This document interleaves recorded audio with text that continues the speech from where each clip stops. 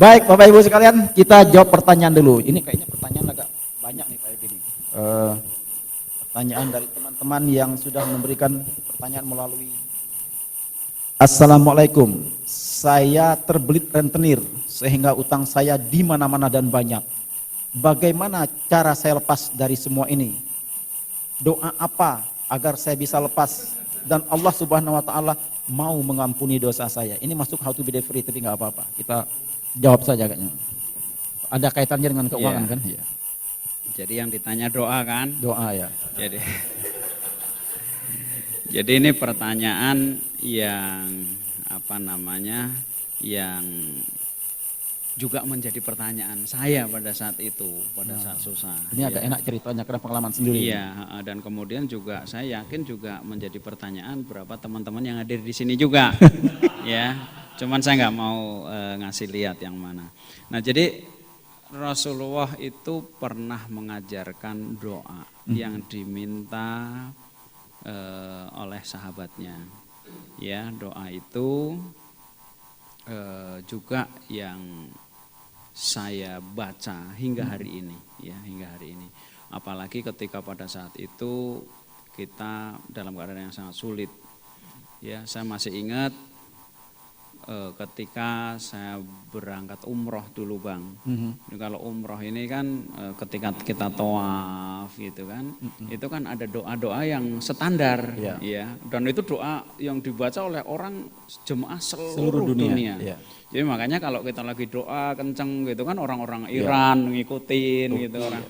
Nah, doanya itu kan kalau pas muter tawaf itu pertama muter itu kan ada subhanallah walhamdulillah wala ilaha illallah wallahu akbar. Ya. La haula wala quwata illa billahil aliyil azim. Terus itu sampai nanti ketemu dengan rukun yamani ya. Kita doanya berubah tuh. Robbana atina fid dunya hasanah wa fil akhirati hasanah wa qina azabannar. Begitulah terus. Nah, saya ini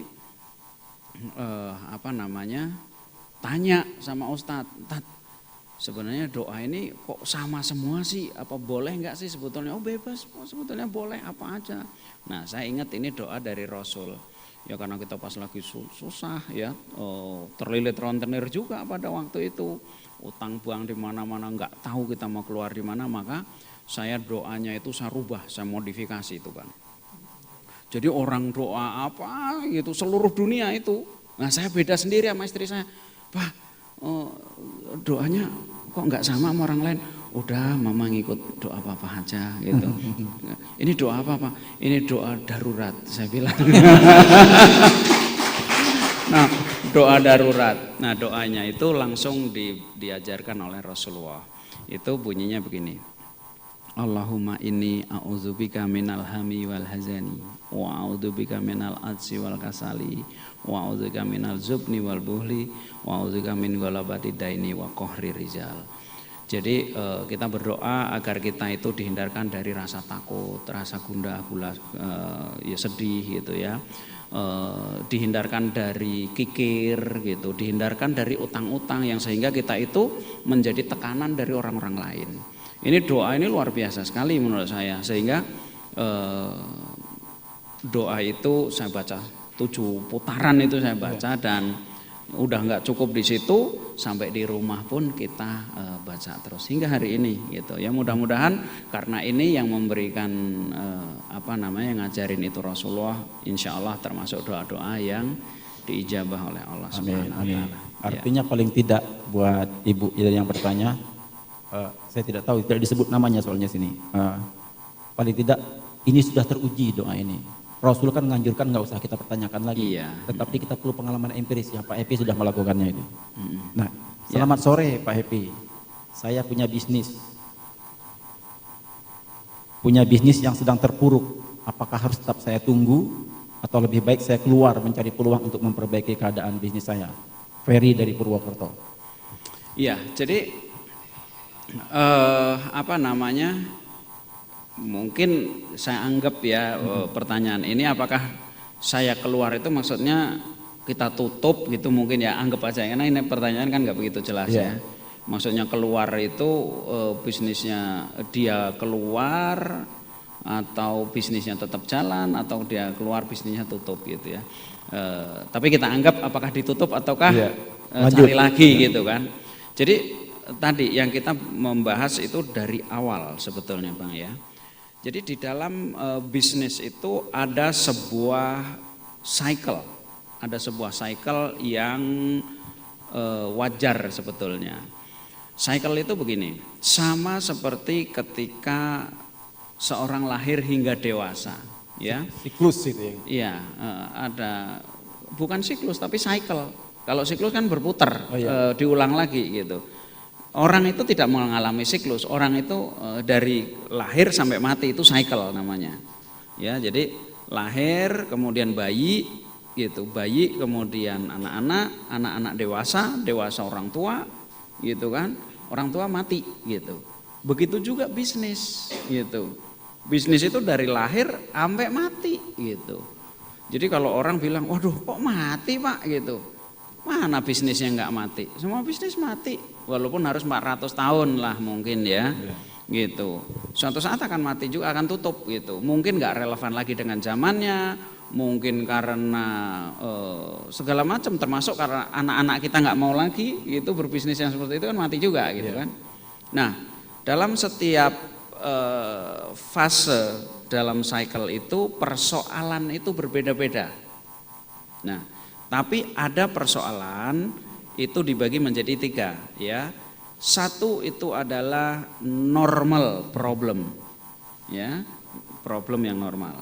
Yang kedua adalah abnormal.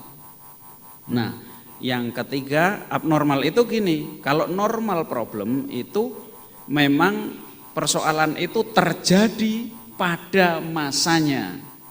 Contoh, kalau anak kecil gitu ya, bayi tengah malam bangun nangis-nangis gitu minta susu itu normal gitu. Cuman kalau udah dewasa tengah malam bangun nangis-nangis minta susu gitu kan, nah itu mesti nggak normal, abnormal gitu namanya. Nah yang menjadi persoalan ada seseorang yang tidak memahami bahwa ini normal atau tidak. Ketika tidak memahami, dia itu berlebihan dalam menangani. Maka dia akan masuk ke dalam jenis persoalan yang ketiga, namanya life threatening. Life threatening itu mengancam kehidupan dia. Contohnya gini, anak bayi bangun tengah malam. Wah, kita panik, kaget. Kita kasih obat penenang, gitu kan? Dia tenang dia, gitu kan? Habis itu besok nangis lagi, kasih penenang. Gitu tidur dia, habis gitu kasih penenang, dia tidur selama-lamanya tenang gitu ya kan. Gitu, itu life threatening. Jadi sama dengan di bisnis. Kalau di bisnis itu pada umumnya bisnis yang baru dibangun pasti persoalannya itu di uang gitu. Kenapa? Karena yang ada uang keluar, nggak ada uang masuk gitu. Itu normal, karena apa? Customer baru nyari, positioning baru dibangun, ya kan? Memahami segala macam gitu. Kecuali yang tinggal copy paste, artinya membuka cabang dan sebagainya mungkin beda. Itu pun mesti sosialisasi kan, itu marketing dulu. Nah, kalau kita bicara tadi rugi ya, rugi itu bisnisnya berapa tahun gitu kan? Kalau bisnisnya itu Pak baru 3 bulan, ya itu 3 bulan bagaimana, di situ kan nggak dijelasin. Iya kan, artinya normal. Tapi mungkin kalau kita itu bisnis udah bertahun-tahun, tetapi yang namanya duit itu nombokin terus nih, nombokin terus. Berarti ada satu hal yang kita nggak pahami, gitu. Mestinya orang lain, saya dulu di televisi ya, televisi itu rata-rata 4 tahun, gitu. Itu baru BEP operation. Rata-rata. Nah, lewat dari situ kita mesti bertanya, ini gimana nih? Gitu. Kayak contohnya ente dulu di mana perusahaan TV itu ya kan, yang warnanya biru itu. Nah, itu kelamaan ruginya. Mas sekarang kayaknya belum untung-untung itu kayaknya. Ya ente aja yang nggak suka itu. Nah, itu itu mesti dia nombokin dari cara lain gitu. Apakah duitnya supplier, apakah duitnya siapa gitu kan. Gitu. Nah, kalau jatuhnya itu kepada hal seperti itu yang kita nggak tahu gitu, maka ya harus ada sebuah keputusan. Keputusan itu macam-macam. Oke deh, saya mau benahin, saya panggil orang, saya melakukan apa, saya budget, saya akan keluarkan paling maksimal keluar 1 miliar lagi. Habis itu enggak lewat ya sudahlah, selesai. Atau saya jual, atau saya apain gitu kan. Harus ada gitu. keputusan. Ya harus ada keputusan, kalau enggak hidup kita habis gitu. Kecuali kita memang ya ada sumber dari lain, kita tutupin terus. Tapi akhirnya kalau bisnis itu enggak menghasilkan uang gitu, bisnis tidak menjadi mesin duit, itu pasti dia akan menjadi mesin persoalan. Itu yang pasti. Oke, baik, kita langsung ke pertanyaan berikutnya ini. Saya dengan Pak Kurdi dari IBF Indramayu bertanya tentang apa yang kita dulukan, nama baik bagi perusahaan atau uangnya? Nah, yang harus didulukan adalah nama baik dan uangnya. Nah, gitu. Itu ente sama aja tanya, ini yang harus selamat anaknya atau ibunya, gitu kan? Gitu. Jadi kalau orang yang tidak memperhatikan nama baik, menurut saya adalah sebuah kesesatan dalam berpikir ya. Tetapi yang tidak memperhatikan uangnya adalah orang yang sedang bunuh diri, gitu. Jadi dua-duanya penting. Namun pada saat-saat tertentu orang tidak bisa membela dua-duanya, gitu. Orang yang tidak memiliki persoalan duit atau bisa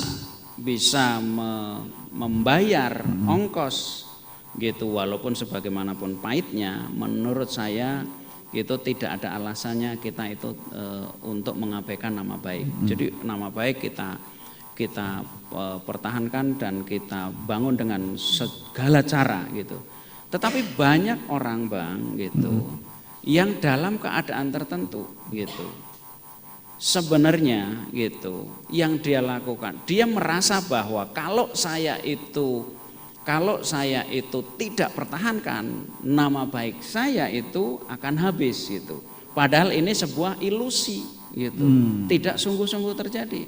Contohnya beginilah, ekstrimnya itu kita berbicara antara gaya hidup dengan kemampuan membayar gitu. Berapa banyak sih pengusaha yang waduh, ini kalau mobil ini ditarik oleh leasing gitu, maka apa kata tetangga gitu. Ini menurut saya yang dianggap nama baik itu mesti kita klarifikasi gitu. Karena dalam banyak hal nama baik ini maksudnya itu adalah sebuah gengsi sebetulnya. Wah, nanti kalau orang tahu saya itu punya masalah, gimana gitu. Kalau saya bilang, kenapa gitu. Kita menjadi pengusaha memang gudangnya masalah gitu kan.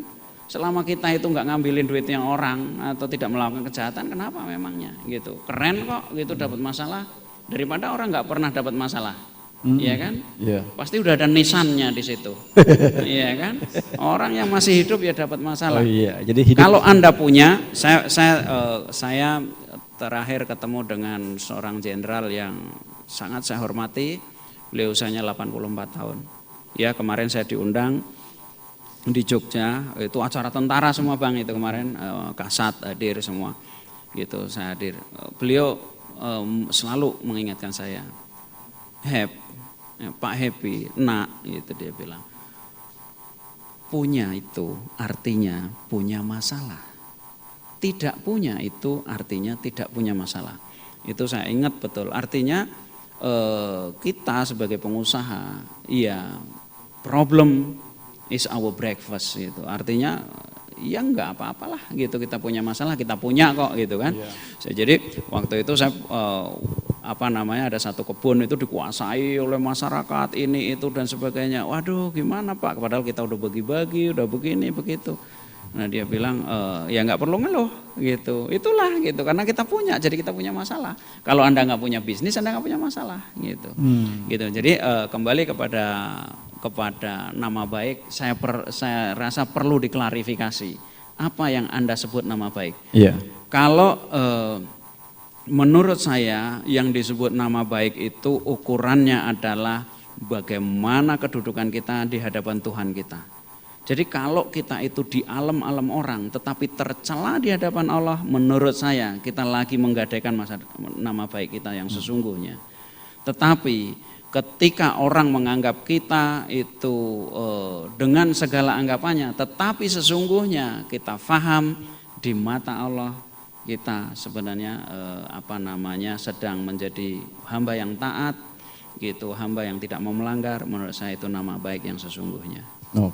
Oke, tepuk tangan silakan. Jangan ragu-ragu, tepuk tangan. Ikhlas sekalian dan lebih bersemangat. Oke, baik. Nah, ini ada pertanyaan dari mana ini? Dari Sukabumi. Wah, ini ada kaitannya dengan yang dibahas sebelumnya ini. Assalamualaikum Pak, saya Rahmat Suwanda dari Sukabumi. Dari skala prioritas tadi, apa yang disebut dengan paling esensial di dalam bisnis itu apa? Nah, gini, ini menjadi sebuah persoalan karena semua pebisnis yang sukses itu sesungguhnya ya rata-rata gitu, pebisnis yang sukses dalam arti sukses itu sesuai dengan definisinya masing-masing ya, tetapi menurut saya sukses beneran itu juga menggunakan cara-cara yang baik gitu ya, tidak hanya juga dia itu bisa membangun bisnis, membangun kekayaan dan sebagainya. Mereka selalu adalah orang-orang yang bisa menemukan hal-hal yang esensial. Maka contoh lihat ya, mereka selalu menjadi orang yang inspiring gitu, yang bisa kita lihat bagaimana cara mereka itu memperlakukan karyawannya gitu kan, bagaimana mereka mengatur uangnya, bagaimana mereka itu menggerakkan bisnisnya. Nah, kita banyak mengenal orang-orang seperti itu. Contohnya gitu Astra, bagaimana Astra membangun gitu ya, bagaimana juga seperti Muhammad Yunus membangun. Nah, meskipun ada satu pengusaha yang saya kagumi itu namanya Richard Branson. Bagaimana mereka membangun? Mereka selalu memberikan ajaran-ajaran gitu ya kan, memberikan lessons untuk kita pelajari sehingga mereka disebut inspiring people. Nah, biasanya beda-beda itu, ketemunya ini gitu. Tapi kalau digabung, mereka semua percaya pada hal-hal yang sama gitu. Artinya gini, bahwa kita dengan karyawan contohnya, kita memberikan apresiasi gitu. Karyawan tidak hanya cukup hanya dikasih gaji yang tinggi, diperintah, enggak cukup. Untuk loyal mereka membutuhkan apresiasi. Rata-rata meskipun ini datang dari satu orang, ini akan dipercaya oleh semua orang. Nah, ketika kita kumpulin itu, lengkaplah itu hal-hal yang esensial itu. Pelajarannya apa? Pelajarannya bahwa menemukan hal esensial, hal yang sungguh-sungguh penting adalah sebuah proses yang sangat mahal, perjalanan yang sangat panjang, sehingga untuk menemukan hal-hal itu, jika harus kita itu mengeksplorasi dengan pengalaman kita sendiri, hampir kita bisa kehilangan waktu dan semangat gitu. Nah, makanya itulah gunanya kita perlu belajar. Nah, di IIBF kita itu kenapa IIBF itu memiliki pendekatan yang sederhana gitu, karena ini salah satu yang kita cari dalam membangun tim. Apa hal-hal yang esensial itu? Contoh ada 3 gitu. 1 itu apresiasi, itu membuat orang loyal. Yang kedua, orang itu harus tahu kemana perusahaan itu akan dibawa. Tanpa itu orang akan bosan gitu. Jadi mereka perlu memiliki pemimpin yang visioner. Ya, pemimpin yang tahu ini mau kemana nih masa depannya gitu. Kecuali kita itu tinggal yang tua-tua aja yang udah ya daripada keluarlah gitu. Kita bicara anak-anak yang tim-tim yang ini ya. Yang ketiga, mereka harus tahu role dia itu apa. Gitu. Itu hal-hal esensial. Dari mana IIBF tahu? IIBF belajar dari orang-orang lain gitu ya, dari riset, dari segala macam. Kemudian di dalam hal keuangan, apa yang esensial yang selalu dibicarakan orang gitu. Hari ini IIBF berbicara tentang yang namanya operating cash flow. Di Indonesia satu-satunya yang berbicara operating cash flow itu mungkin adalah IIBF gitu, yang hari ini Mas Samsul bisa mengatur bisnisnya dengan luar biasa. Kenapa? Karena duit cash kita itu segitu banyaknya, itu belum tentu duit bagus juga gitu. Nah, kalau Anda tahu kisahnya Enron, kurang apa sih gedenya gitu kan? Ternyata hanya karena operating cash flow yang minus itu dia mati gitu. Nah, artinya bahwa sukses itu learnable gitu. Mengetahui hal esensial itu bisa dipelajarin gitu. Salah satunya kalau di Indonesia di IIBF. Saya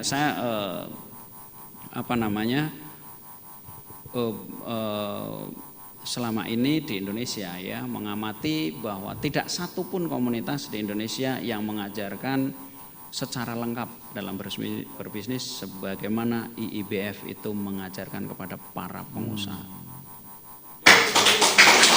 Ya. Bahkan mungkin nggak enak juga kita menilai orang, sudahlah nggak usah kita nilai. Iya, yang selalu terjadi IIBF selalu membicarakan sesuatu yang tidak dibicarakan orang. Iya. Kenapa? Karena IIBF memilih hal-hal yang esensial.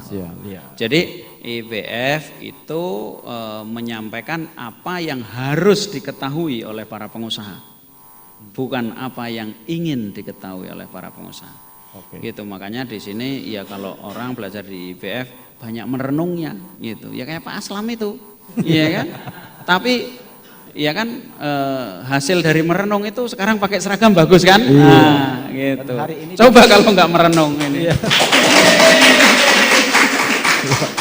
Iya, kalau nggak pakai merenung kayaknya sih repot ini. Iya. Gitu Bang. Dan dia sudah mendahului kayaknya untuk dengan datang Hori dengan seragam. Ya nanti kita tampilkan Pak, tenang saja. Ini waktu kita sudah sangat terbatas. Dan Pak Epi ada kaitannya dengan tema kita hari ini. Barangkali ada satu closing statement yang Pak Epi harus sampaikan kepada teman-teman sehingga ini menjadi pegangan paling tidak, atau menjadi inspirasi buat kawan-kawan dalam edisi kita kali ini berkaitan dengan tema kita pada sore hari ini. Iya. Jadi memang tema kita hari ini adalah bagaimana membangun bisnis agar benar-benar menjadi mesin uang, ya. Banyak orang itu memiliki berbagai macam goals, berbagai macam impian di dalam membangun bisnisnya ya. Ada yang ingin memberikan manfaat yang besar kepada masyarakat, ada yang ingin memberikan lapangan pekerjaan, ada yang ingin membangun kehormatan keluarga, melakukan yang terbaik untuk keluarga. Tetapi saya selalu mengingatkan bahwa tujuan yang tidak boleh Anda lupakan dari membangun sebuah bisnis adalah bahwa bisnis Anda harus menjadi mesin uang. Kenapa? Karena bisnis yang tidak menjadi mesin uang, maka dia adalah bisnis yang akan mengambil uang kita, gitu. Apakah uang cash kita ataukah dengan meninggalkan utang-utang di sekitar bisnis tersebut, gitu. Makanya saya mengatakan bahwa profit is very important, but cash is everything, gitu. You don't have it, you don't have a business. Makanya hari ini saatnya kita belajar, dan mudah-mudahan dengan apa yang diajarkan oleh IIBF itu bisa mewujudkan visi IIBF mencetak 1 juta pengusaha yang kuat pada tahun 2020. Oke, baik. Pak Epi, terima kasih banyak atas uraian dan kesediaan waktu kita menemani teman-teman semua dalam Leader Forum kali ini. Dan buat teman-teman sahabat pejuang yang ada di seluruh Indonesia, juga teman-teman yang ada studio, tentu ini adalah sebuah apresiasi yang sangat besar kepada kami untuk bisa bertemu dengan kawan-kawan semua. Mudah-mudahan acara ini memberi kita banyak pelajaran, memberi kita energi, memberi kita inspirasi. Tidak lupa sebelum kita tutup, saya ingin mengajak teman-teman semua untuk menyambut salam kebanggaan kita. Beli Indonesia, bela Indonesia, Mudah-mudahan kita semua adalah orang-orang yang senantiasa beriman kepada Allah Subhanahu wa taala, berjuang atas namanya, sekaligus nanti insya Allah nanti besok kita akan menutupkan mata ini menghadapnya dengan bibir kita bergetar karena menyebut asmanya. Billahi taufiq hidayah. Assalamualaikum warahmatullahi wabarakatuh.